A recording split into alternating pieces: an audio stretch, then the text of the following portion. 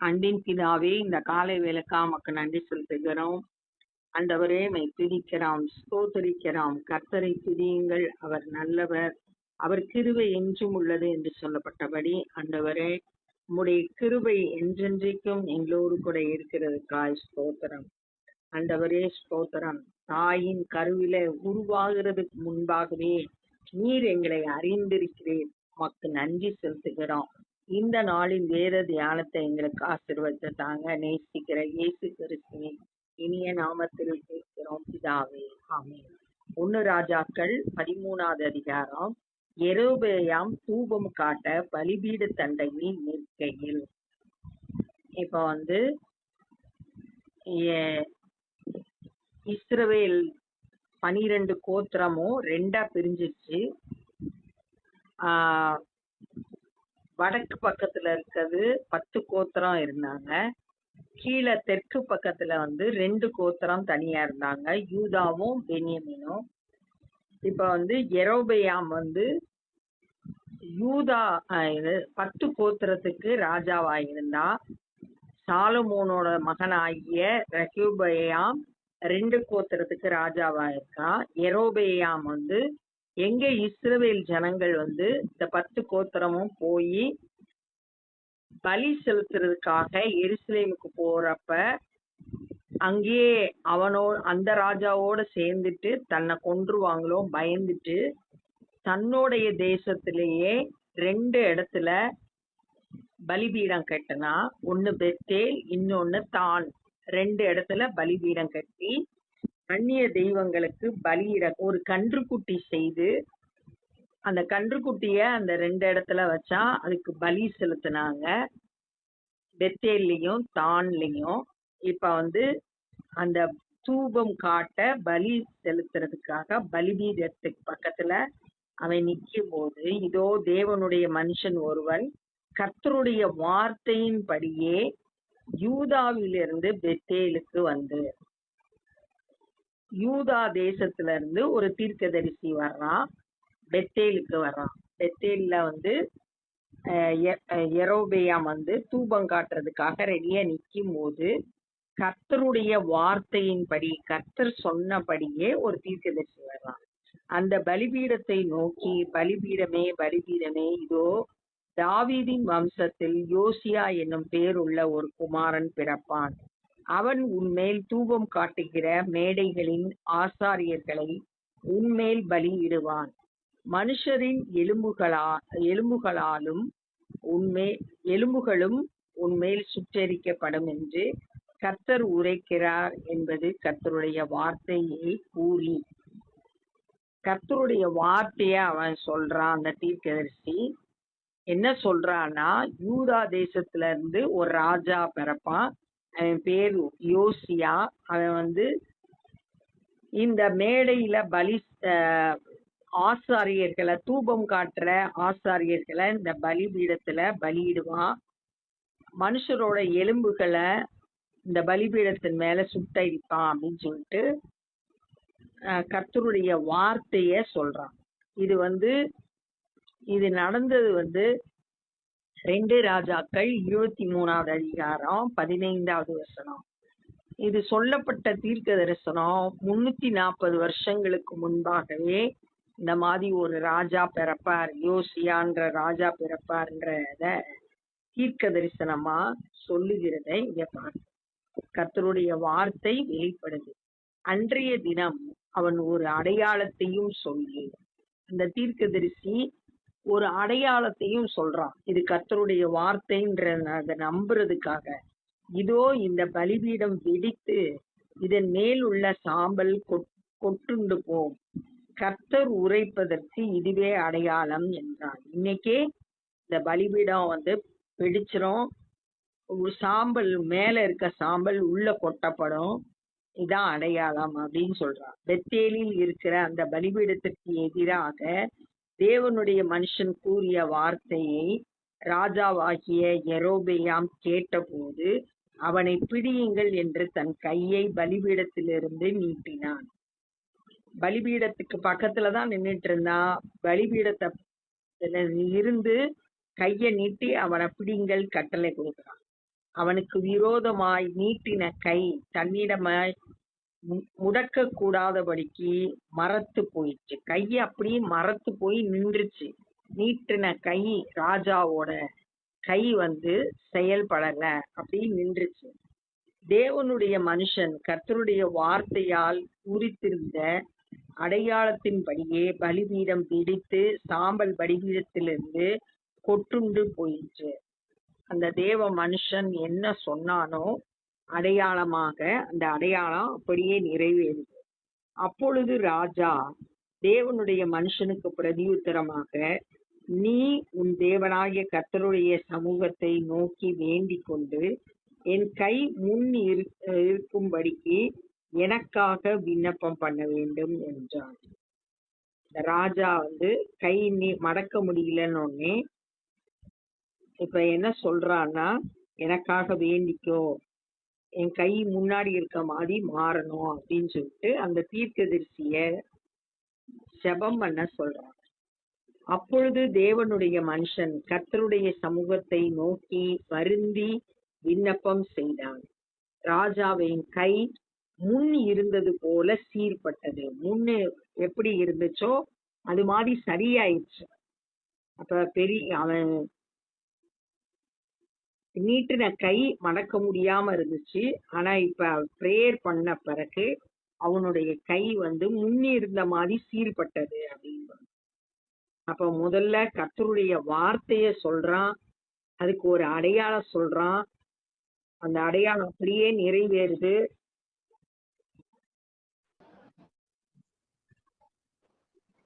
அந்த அடையாளம் அப்படியே நிறைவேறுகிறத நம்ம பார்த்தோம். இப்ப அந்த ராஜாவோட கை, நீட்டப்பட்ட கை, இவனுக்கு விரோதமா பேசும்போது நீட்டின கை மரத்து போச்சு. மறுபடியும் இவன் ஜெபம் பண்ணும்போது அவன் கை சரியாகி சீர்பட்டது. இவ்வளவும் அவன் மூலம் நடைபெற்றது, அந்த தேவனுடைய மனுஷன் மூலம். அப்பொழுது ராஜா தேவனுடைய மனுஷனை நோக்கி, நீ என்னோடு கூட வீட்டுக்கு இளைப்பாரு, உனக்கு வெகுமானம் தருவேன் என்றான். அந்த யெரொபெயாம் ராஜா அந்த தீர்க்கதரிசிய தன்னோட வீட்டுக்கு கூப்பிட்டு, அங்க இளைப்பார், ரெஸ்ட் எடு, உனக்கு நான் பரிசு கொடுக்கறேன் அப்படின்லாம் சொல்றான். தேவனுடைய மனுஷன் ராஜாவை நோக்கி, நீர் எனக்கு உம்முடைய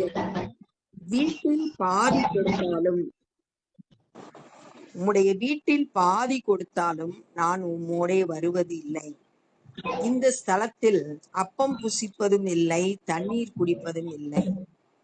உன் வீட்டுல, ராஜாவோட அரண்மனையில வீட்டுல பாதி கொடுத்தா கூட நான் வர்றதில்ல, சாப்பிட மாட்டேன், தண்ணி குடிக்க மாட்டேன். ஏனென்றால் நீ அப்பம் புசியாமலும் தண்ணீர் குடியாமலும் போன வழியாய் திரும்பாமலும் இரு என்று கர்த்தர் தம்முடைய வார்த்தையால் எனக்கு கட்டளையிட்டு இருக்கிறார் என்று சொல்லி. ஆண்டவர் எனக்கு கட்டளையிட்டு இருக்காரு, அங்க சாப்பிடக்கூடாது, தண்ணி குடிக்க கூடாது, போன பாதையில திரும்பி வரக்கூடாது. 3 காரியத்தை ஆண்டவர் எனக்கு கட்டளையா சொல்லியிருக்காரு, அதனால நான் வரமாட்டேன் அப்படின்னு சொல்லிட்டு கர்த்தருடைய வார்த்தைக்கு கீழ்ப்படிஞ்சு சொல்றான். ஆண்டவர் பேசின வார்த்தைய கீழ்ப்படிஞ்சு நடக்கிறான்.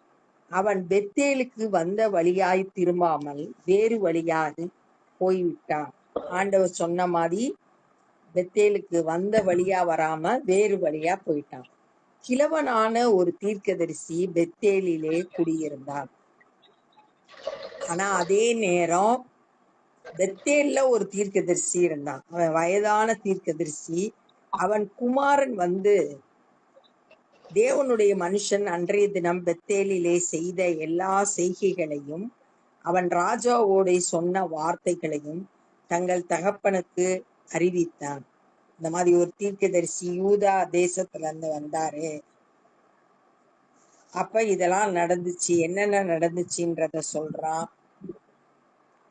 அந்த வார்த்தைகளை, அவன் ராஜாவோட சொன்ன வார்த்தைகளையும் தன் தகப்பனுக்கு அறிவித்தான். எல்லாத்தையும் ராஜா என்ன சொன்னாரு, எல்லா விஷயத்தையும் மகன் வயதான தன்னுடைய தீர்க்கதரிசியான தகப்பன் இடத்துல எல்லாத்தையும் சொல்றான். அப்பொழுது அவர்கள் தகப்பன் அவன் எந்த வழியாய் போனான் என்று அவர்களை கேட்டான். யூதாவிலிருந்து வந்த தேவனுடைய மனுஷன் போன வழி இன்னதென்று அவன் குமாரர் பார்த்திருந்தபடியால் அவன் தன் குமாரனுடனே கழுதையின் மேல் சேணம் வைத்து கொடுங்கள் என்றான். அவர்கள் கழுதையின் மேல் சேணம் வைத்து கொடுத்த பின் அவன் அதன் மேல் ஏறி. இப்ப இந்த வயதான தீர்க்கதரிசி எல்லாத்தையும் தெரிஞ்சுக்கிட்டு இப்ப ஒரு கழுதை மேல ஏறி அந்த பெத்தேலுக்கு வந்த யூதால இருந்து வந்த தீர்க்கதரிசிய சந்திக்க போறான். தேவனுடைய மனுஷன் தொடர்ந்து போய் ஒரு கருவாலி மரத்தின் கீழ் உட்கார்ந்திருக்கிற அவனை கண்டு, யூதாவிலிருந்து வந்த தேவனுடைய மனுஷன் நீதானா என்று அவனை கேட்டதற்கு அவன் நான் தான் என்றான். இப்ப அவன் தேடி கண்டுபிடிச்சிட்டான். இந்த யூதா தேசத்துல இருந்து வந்த தீர்க்கதரிசி யாரு அப்படின்றத கண்டுபிடிச்சிட்டான். அப்பொழுது அவனை நோக்கி, என்னோட வீட்டுக்கு அப்பம் புசியும் என்றான். வீட்டுக்கு கூப்பிடுறான். இந்த வயதான தீர்க்கதரிசி என் வீட்டுக்கு சாப்பிடவான். அதற்கு அவன், நான் உம்மோடு திரும்பவும் உம்மோடே உள்ளே போகவும் மாட்டேன். இந்த ஸ்தலத்திலே உம்மோடு நான் அப்பம் புசிக்கவும் தண்ணீர் குடிக்கவும் மாட்டேன். ஏனென்றால் நீ அப்பம் புசியாமலும் அங்கே தண்ணீர் குடியாமலும் நீ போன வழியாய் திரும்பி வராமலும் இரு என்று கர்த்தருடைய வார்த்தை எனக்கு உண்டாயிருக்கிறது என்றான். இப்ப ஆண்டவர் சொன்ன வார்த்தைய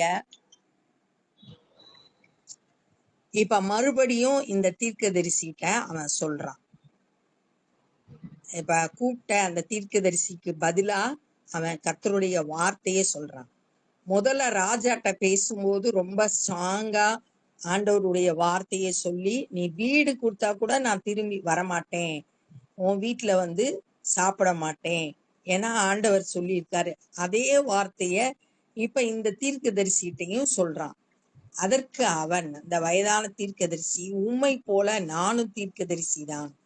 அவன் அப்பம் புசித்து தண்ணீர் குடிக்க நீர் அவனை திருப்பி உன் வீட்டுக்கு அழைத்து கொண்டு வா என்று ஒரு தூதன் கர்த்தருடைய வார்த்தையாக என்னோட சொன்னான் என்று அவனிடத்தில் பொய் சொன்னான். இந்த தீர்க்கதரிசி பொய் சொல்றான். என்ன சொல்றான்னா, ஒரு தூதன் வந்தான், அவன் மூலம் கர்த்தருடைய வார்த்தை வெளிப்பட்டுச்சு. என்ன சொன்னான்னா, உன்னை கூட்டிட்டு வீட்டுக்கு கூட்டிட்டு சாப்பிட சொன்னா, அப்பம் புசித்து தண்ணீர் குடிக்க சொன்னா அப்படின்னு சொல்லிட்டு பொய் சொல்றான்.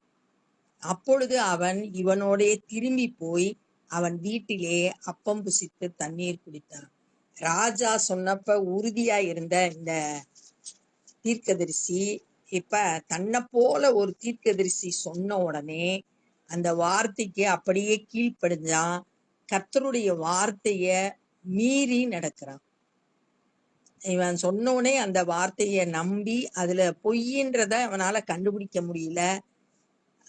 ஆண்டவரோட வார்த்தையில உறுதியா இருக்க வேண்டிய அவன் இப்ப இந்த தீர்க்கதரிசியோட வார்த்தையை கேட்டு அவங்களோடு சேர்ந்து சாப்பிட்றதுக்கு போயிட்டான்.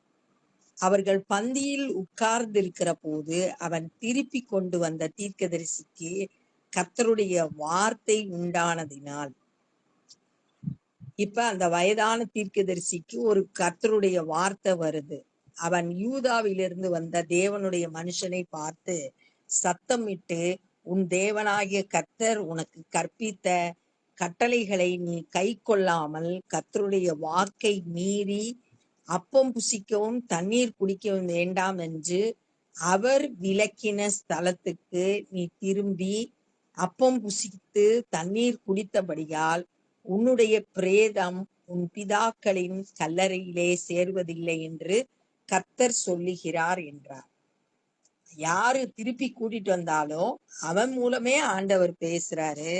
நீ கர்த்தருடைய வார்த்தைக்கு கீழ்ப்படியல, மீறி நடந்த, திரும்பி வந்த, அப்பமும் தண்ணீரும் குடிச்ச, அதனால உன்னுடைய பிரேதம் உன் பிதாக்களுடைய கல்லறையில சேருவதில்லை அப்படின்னு சொல்லிட்டு கர்த்தருடைய வார்த்தைய சொல்லுகிறத பார்த்தோம். அப்ப இந்த நாள்ல என்ன கற்றுக்கொள்றோம் அப்படின்னா, யெரொபெயாம் 2 பலிபீடம் கட்டினா. கன்றுக்குட்டியை செய்து வைத்து அங்க பலிபீடம் கட்டினா. பெத்தேல் ஒண்ணு தான்ல.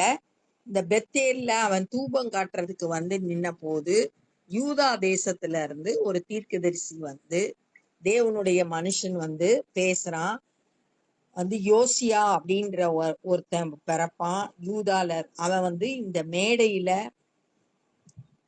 தூபம் காட்டுற ஆசாரியர்களை இந்த பலிபீடத்துல பலி செலுத்துவான். மனுஷருடைய எலும்புகளால இந்த பலிபீடத்தின் மேல வச்சு சுட்டெரிப்பான். இந்த பட்டணம் அழிக்கப்பட போகுது அப்படின்றத தெளிவா பேசுறான். கர்த்தருடைய வார்த்தையே சொல்றான். 340 வருஷங்களுக்கு முன்பாகவே யோசியாவோட பிறப்பை குறித்து அவன் தீர்க்க தரிசனமா சொல்றான். அதுக்கு அடையாளமா பலிபீடம் வெடிச்சு அதுல இருக்க சாம்பல் உள்ள கொட்டப்படும் அப்படின்றத சொல்றான். இத கேட்ட யெரொபெயாம் அவனை பிடிங்க அப்படின்னு சொல்லிட்டு கைய நீட்டினான். அதை நீட்டின கை அப்படியே மரத்து போயிடுச்சு, மடக்க முடியல. உடனே தேவனுடைய மனுஷனை பார்த்து சொல்றான், எனக்காக வேண்டுதல் செய் உன் தேவனிடத்துல அப்படின்னு சொல்லிட்டு கேக்குறான். இவன் கர்த்தருடைய சமூகத்துல விண்ணப்பம் பண்ண பிறகு, அந்த தேவனுடைய மனுஷன் விண்ணப்பம் பண்ண பிறகு அவனோட கை சரியாகுது. உடனே ராஜா என் வீட்டுக்கு வா, அங்க ரெஸ்ட் எடு, உனக்கு நான் வெகுமானம் தர்றேன் அப்படின்னு சொன்ன உடனே இந்த தேவ மனுஷன் சொல்றான், நான் உன் வீட்டுல பாதி கொடுத்தா கூட நான் வரமாட்டேன். ஏன்னா கர்த்தர் எனக்கு சொல்லி அனுப்புனாரு, நான் அங்க பெத்தேலுக்கு திரும்ப போகக்கூடாது, அங்க சாப்பிடக்கூடாது, தண்ணி குடிக்க கூடாதுன்னு சொன்னாரு அப்படின்னு சொல்லிட்டான். இந்த விஷயத்த நடந்த இந்த அத்தனை விஷயத்தையும் அந்த பெத்தேல்ல இருக்க ஒரு வயதான தீர்க்கதரிசிக்கு அவனுடைய மகன் சொல்றான். சொன்ன உடனே அவன் எந்த பக்கம் போனான் அப்படின்றத விசாரிச்சு இந்த வயதான தீர்க்கதரிசி அவனை சந்திக்கிறான்.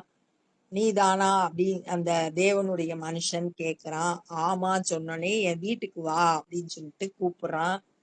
அப்ப அந்த தேவனுடைய மனுஷன் சொல்றான், இல்ல நான் அப்பம் சாப்பிடக்கூடாது, தண்ணி குடிக்க கூடாது, போன வழியா போக கூடாதுன்னு ஆண்டவர் சொல்லியிருக்காரு அப்படின்னு கர்த்தருடைய வார்த்தை இருக்கிறதுனால வரமாட்டேன்னு சொன்ன உடனே அந்த வயதான தீர்க்கதரிசி சொல்றான், உன்னை போல நானும் ஒரு தீர்க்கதரிசி, ஒரு தேவனுடைய தூதன் கர்த்தருடைய வார்த்தையை என் கூட சொன்னான், உன்னை கூட்டிட்டு சாப்பிட வைக்க சொன்னான் அப்படின்னு சொன்ன உடனே அந்த யூதால இருந்து வந்த தேவனுடைய மனுஷன் அவன் வீட்டுக்கு சாப்பிட்டு தண்ணி குடிச்சான். குடிச்சு முடிச்ச உடனே அந்த வயதான தீர்க்கதரிசிக்கு கர்த்தருடைய வார்த்தை வந்துச்சு.